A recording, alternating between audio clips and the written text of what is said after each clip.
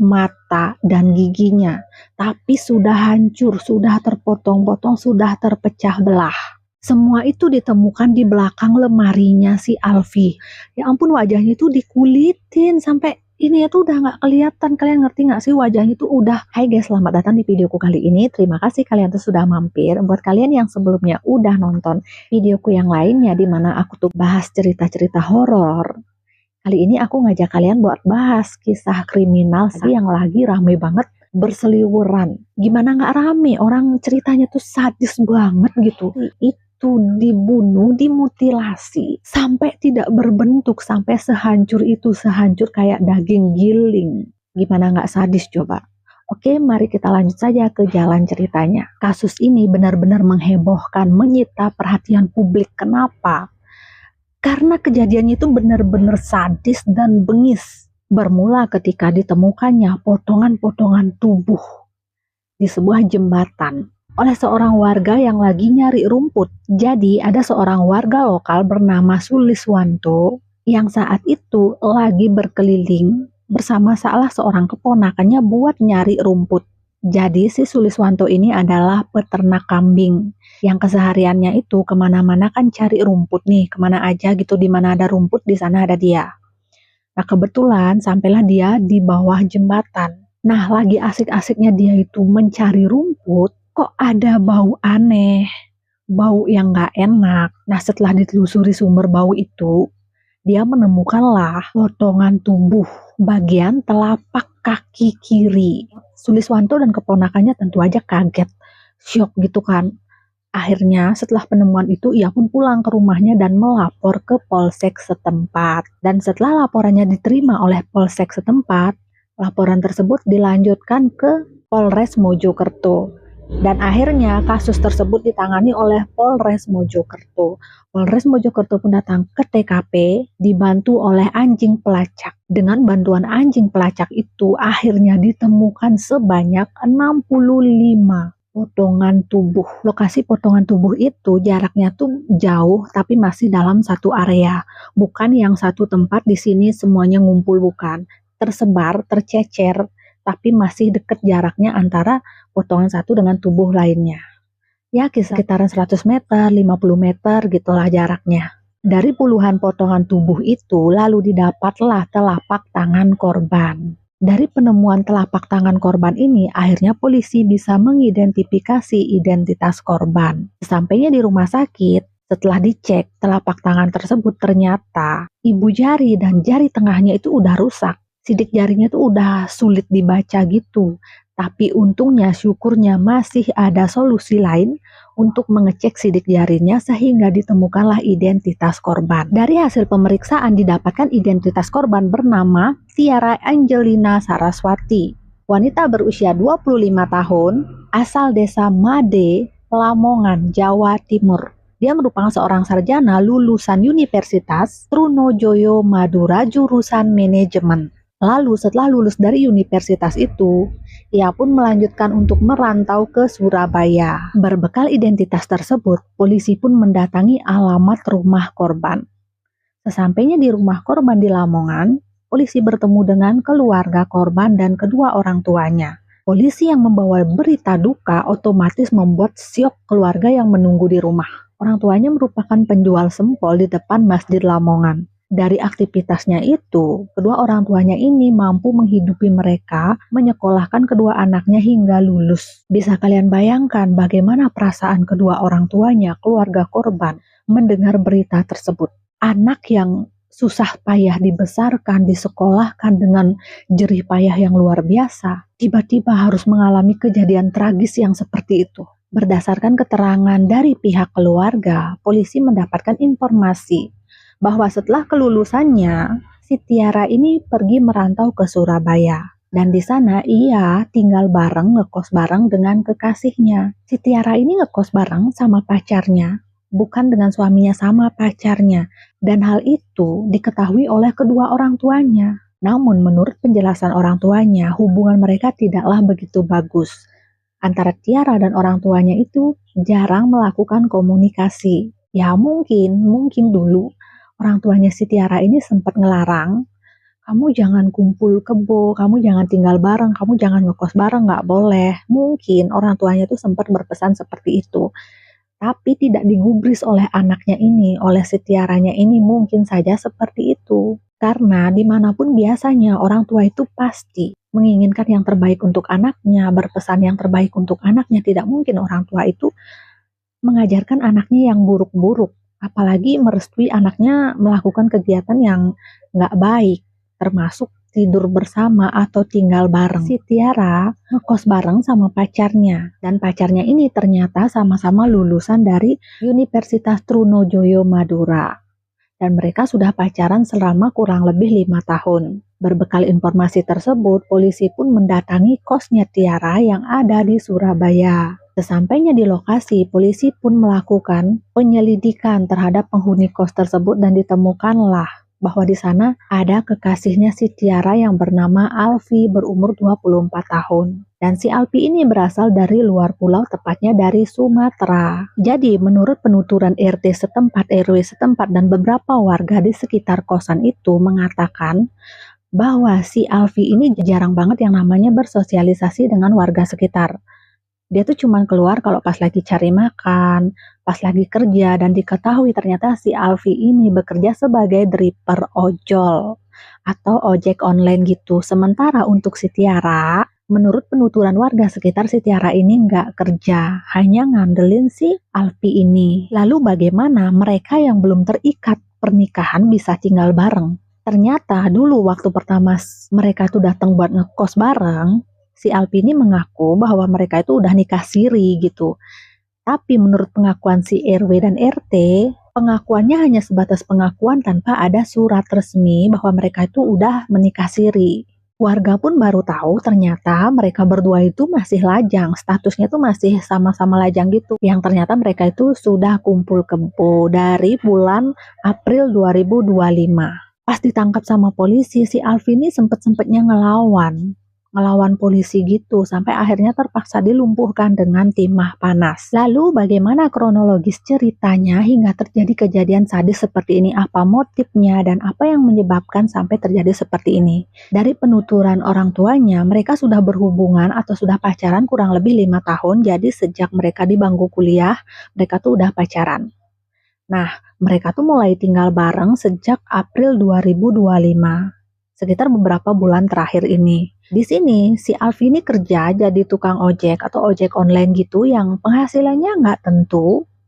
Sementara si Tiara ini, korban ini nggak kerja, dia hanya di rumah aja. Menurut penjelasan sepihak dari si Alfi atau pelaku ini, korban seringkali marah-marah masalah ekonomi. Di mana si Tiara ini katanya biaya hidupnya tuh tinggi, kebutuhannya tuh tinggi, minta ini, minta itu. Sementara si Alfi itu penghasilannya nggak tentu. Ya namanya ojek online kan, kadang tinggi, kadang rendah, kadang dapat, kadang enggak. Nah, kalau misalnya ekonominya kurang atau penghasilnya si Alwi ini sedikit, si Tiara tuh marah-marah gitu loh. Padahal emang secara logika, kita semasih pacaran itu nggak berhak meminta dan menuntut apapun materi yang berlebihan kepada pacar kita. Dan yang paling parahnya lagi, namanya masih pacaran itu nggak boleh yang namanya tinggal bareng, apalagi seperti suami istri itu belum boleh dan nggak boleh. Nah, di situ aja udah salah ya, ini sebagai cewek. Alfi yang bekerja sebagai ojek online, yang pastinya pulang kerjanya nggak tentu, berangkat kerjanya kadang sesuka hati, misalnya berangkatnya siang, pulangnya malam, dan seringkali pulang itu larut malam. Karena mungkin di sini si Alfi ini sering banget yang namanya pulang telat, pulang jam 11, jam 12, sementara si Tiara ini nggak suka pacarnya tuh pulang larut malam kayak orang yang habis keluyuran. Dan mungkin saja di sini si Tiara tuh punya pikiran yang negatif tentang pacarnya. Kok pacarku belum pulang sih jam segini? Dia ngapain ya? Dia beneran kerja nggak sih? Apa dia keluyuran ya? Atau mungkin pikirannya dia, pacarku kerja berangkat pagi pulang malam, kok hasilnya cuman segini? Rugi dong pergi pagi pulang malam kalau hasilnya cuman segini. Dari hal-hal kecil semacam itu bisa memicu konflik rumah tangga. Dan di sini Alfi yang sudah bekerja keras, sudah berjuang, tapi hasilnya masih sedikit. Udah berangkat pagi, pulangnya malam, tapi hasilnya juga masih kurang di matanya Tiara. Otomatis kan jadi kesal, jadi dongkol gitu ya. Udah kerja capek-capek nggak dihargain. Mana dia di rumah cuman bisanya marah-marah, minta-minta aja tanpa tahu perjuangan dripper ojol itu kayak gimana. Nah, bisa jadi kayak gitu. Menurut penjelasannya si Alfi, ini penjelasan sepihak lagi ya, karena kita nggak bisa minta penjelasan dari pihak korbannya, karena korbannya udah nggak ada, kecuali korbannya ini sering curhat kepada temennya atau kepada siapa, kita bisa cari informasi lain. Tapi di sini karena keterangannya hanya dari satu pihak, yaitu dari pihaknya pelaku, otomatis dia tuh bisa mengatakan apa aja untuk membenarkan dirinya. Karena seringnya si Alfi ini pulang larut malam, pintu kos tuh sering dikunci sama si Tiara ini. Jadi pas si Alfi ini pulang, dia gedor-gedor pintu nggak dibuka-bukain. Ya mungkin beberapa kali, sering kali hal itu terjadi. Sampai akhirnya si Alfi ini harus menunggu di luar, barulah dibukain pintu. Dan setelah dibukain pintu, bukannya disambut atau apa, mereka malah cekcok. Si Alfi ini dimarahi, perang mulut, bla bla bla bla dan bla. Ya namanya orang yang capek baru pulang kerja kan otomatis emosi nih. Pada saat itu di tanggal 31 Agustus 2025. Jadi ceritanya ketika mereka itu lagi cekcok, bla bla bla dan bla, si Tiara ini memutuskan ninggalin si Alfi. Ninggalin si Alfi tidur ke kasurnya. Sementara di sini si Alfi itu masih kesal gitu loh, masih marah, masih emosinya meluap-luap ditinggalin tidur. Adalah niatan si Alfi untuk membunuh si Tiara. Alfi yang lagi kesal itu ngambil pisau dapur lalu naik ke kasur dan menikam leher kanan Tiara sampai tewas. Setelah si Tiara ini tewas ditusuk sama si Alfi ini bingung. Ini jasadnya mau dikemanain, mau ditaruh di mana, mau dibawa kemana, gimana cara nyembunyiinnya. Akhirnya ditariklah jasadnya Tiara itu turun dari kasur dan dibawa ke kamar mandi. Di kamar mandi jasadnya si Tiara ini dimutilasi layaknya hewan. Jadi kebetulan si Alfi ini pernah kerja sebagai penjagal hewan. Jadi dia tuh udah tahu benar cara-cara motong-motong bagian-bagian tubuh hewan. Ini bagian sininya, caranya kayak gini, biar hasilnya begini, kayak gitu dia tahu lah ya dasar-dasar kayak gitu dan tenaganya itu besar. Berbekal pisau dapur, pisau daging, palu, dan beberapa senjata tajam lainnya.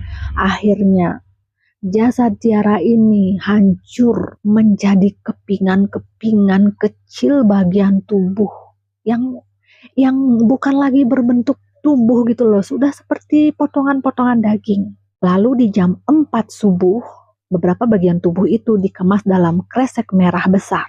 Lalu dinaikkan ke dalam motor metik miliknya dan dibuang. Dibuangnya itu bukan di satu tempat, di satu tempat langsung jeblek gitu bukan, tapi diambil satu-satu, dilempar satu-satu, dilempar ke sana satu, ke situ satu, yang jaraknya itu ya 50 dilempar satu, jaraknya 100 meter dilempar satu, tapi masih deket areanya. Masih seputaran sana, tapi jaraknya tuh agak. Dari sana kita tahu kan niatnya si Alfi ini kenapa mayatnya tuh dipisah-pisah kayak gitu. Biar susah ditemuin sama orang lain, biar susah diidentifikasi sama polisi karena berceceran. Apalagi tubuhnya itu sudah tidak berbentuk tubuh, sudah berupa daging. Jadi ya susah ini siapa gitu. Tapi berkat bantuan dari anjing pelacak, akhirnya kasus ini bisa dipecahkan. Yang dibuang Alfi di bawah jembatan Pacet itu 63 potongan tubuh yang berupa jaringan otot, lemak, kulit kepala, dan rambut. Sementara bagian lain kayak tulang, tengkorak gitu belum ditemukan. Sampai akhirnya polisi menggerebek kosnya si Alfi ini. Di sana barulah ditemukan. Polisi dibikin kaget lagi. Gimana enggak? Ini benar-benar sadis banget. Di dalam kamarnya itu masih tersimpan 2 kresek hitam. Potongan tubuh korban. Di antaranya ada tengkorak, lengkap dengan otak, mata, dan giginya.